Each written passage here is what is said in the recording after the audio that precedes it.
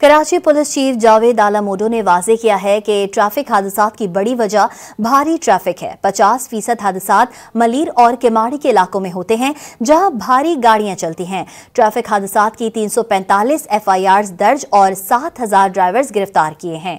चालान भी बढ़ाए हैं। गिरफ्तार ड्राइवर्स को काबिल जमानत सेक्शन पर भी थाने से जमानत नहीं मिलेगी।